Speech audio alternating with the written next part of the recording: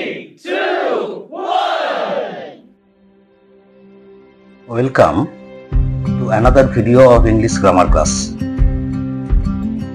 এখন এর আগের গ্রামার ক্লাসে আমরা অ্যাডজেক্টিভ সম্পর্কে এবং তার তিনটি ভাগ সম্পর্কে শিখেছিলাম।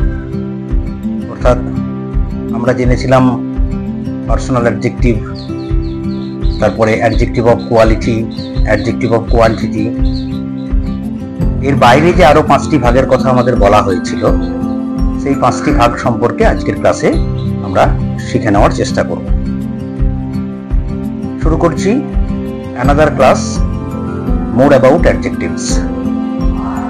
নিউমেরাল অ্যাডজেক্টিভ আমরা কাদের বলবো না, যে সমস্ত অ্যাডজেক্টিভ কোনো নাউনের গণনা সূচক সংখ্যা নির্দেশ করে তাদের বলি আমরা নিউমেরাল অ্যাডজেক্টিভ। অর্থাৎ এই নিউমেরাল অ্যাডজেক্টিভটা সংখ্যার সাথে রিলেটেড।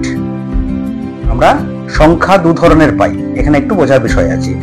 এই নিউমেরাল অ্যাডজেক্টিভ আবার দু ধরনের, একটাকে আমরা বলছি কার্ডিনাল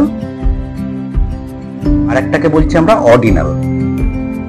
কার্ডিনাল মানে আমরা সাধারণ যে কাউন্ট গুলো করি 1 2 3 4 5 6 7 8 9 10 11 12 এইভাবে আমরা 100 101 2 বলতে থাকি।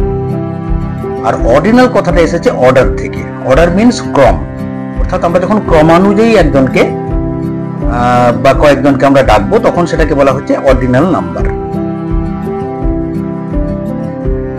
তো আমরা এইভাবে নিউমেরাল অ্যাডজেক্টিভকে দুটো ভাগে ভাগ করব। তাহলে যখন আমরা এক্সাম্পল দিয়েছি সেইভাবেই করা আছে যে কার্ডিনাল নাম্বারগুলো কিরকম না 1 2 3 দিস আর কার্ডিনাল নাম্বারস। আর অর্ডিনাল কি না ফার্স্ট সেকেন্ড থার্ড এটসেট্রা। আশা করি বোঝা গেল। তাহলে একটা হচ্ছে সংখ্যা আর একটা হচ্ছে ক্রম। এরপরে আমরা যেটাতে আসবো সেটা হচ্ছে demonstrative adjective. Demonstrative adjective, demonstrative adjective কি না, যে সমস্ত অ্যাডজেক্টিভ কোনো প্রাণী বা বস্তুকে নির্দিষ্টভাবে বোঝায়, নির্দিষ্টভাবে বোঝায়। যেমন আমরা ডেমনস্ট্রেটিভ প্রোনাউনের ক্ষেত্রেও পেয়েছিলাম, ঠিক সেরকমই আইডিয়াটা সেম কিন্তু বিষয়টা আলাদা। ডেমনস্ট্রেটিভ অ্যাডজেক্টিভ আমরা কোনগুলোকে বলছি সেই একই উদাহরণ দেখো আমরা পাচ্ছি এখানে, দিস, দ্যাট, দিস, দোজ। ঠিক আছে, এগুলো কোনো নির্দিষ্ট কাউকে নির্দেশ করে অথচ অ্যাডজেক্টিভের মতো কাজ করে। তাহলে এদেরকে আবার মডার্ন ইংলিশ গ্রামারে আমরা ডিটারমাইনারও বলতে পারি, যদিও আমরা আর্টিকেলকে ডিটারমাইনার হিসেবে ব্যাখ্যা করি, কিন্তু এক্ষেত্রে আর্টিকেল না হলেও এরাও যেহেতু নির্দিষ্ট করে বা নির্দেশ করছে কোনো কিছুকে, তাই এগুলোকে আমরা ডিটারমাইনার বলছি। নেক্সট যেটা ভাগ সেটা হচ্ছে ডিস্ট্রিবিউটিভ অ্যাডজেক্টিভ।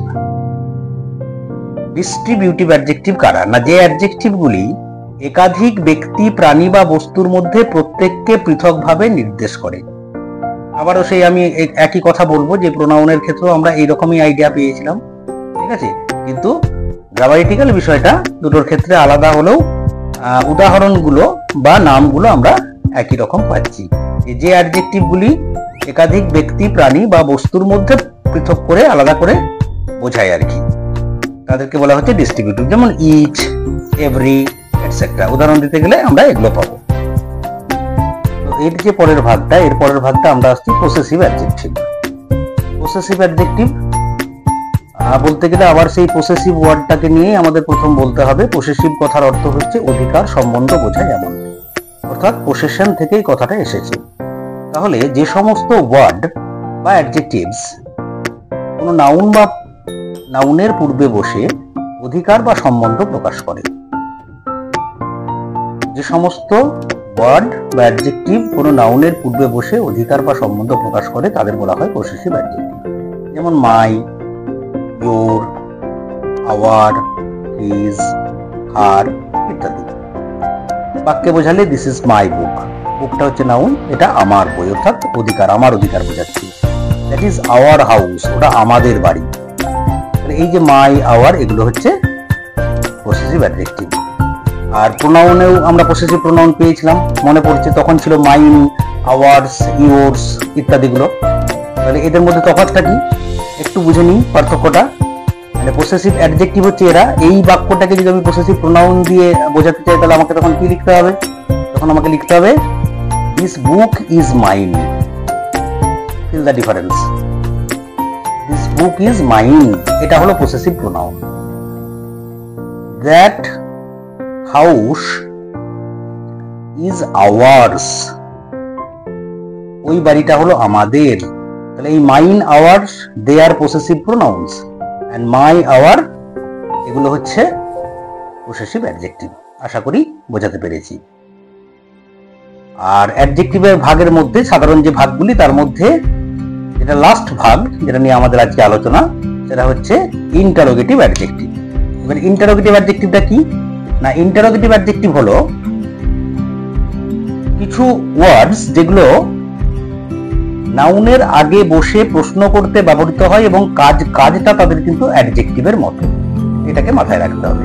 অর্থাৎ যদি আমরা সংজ্ঞা আকারে বলি তাহলে এরকম দাঁড়াবে যে হোয়াট, হুজ, হুইচ, এই যে ওয়ার্ডগুলি যখন প্রশ্ন করার জন্য নাউনের পূর্বে বসে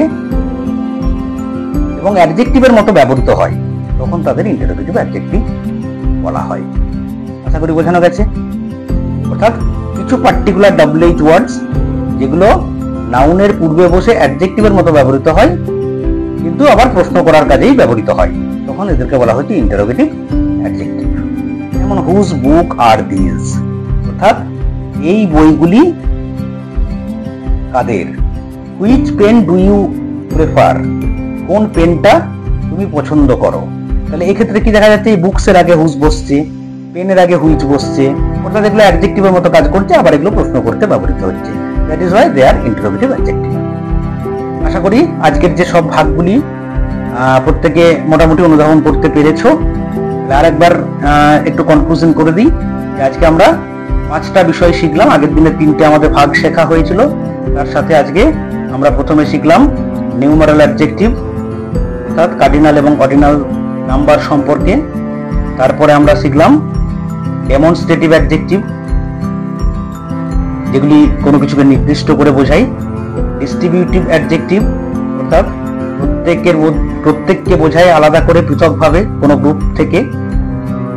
আর তারপরে এসেছিল পসেসিভ অ্যাডজেক্টিভ, অধিকার সম্বন্ধ বোঝাতে। আর সবশেষে আমরা ইন্টারোগেটিভ অ্যাডজেক্টিভ। ঠিক আছে, তো এই 5টা আমরা অ্যাডজেক্টিভের ভাগ সম্পর্কে আজকে জানলাম। আজকের ক্লাস এটুকুই, দেখা হচ্ছে আগামী ক্লাসে অন্য কোনো বিষয় নিয়ে। ততক্ষণ সকলে ভালো থেকো, শুভেচ্ছা রইল।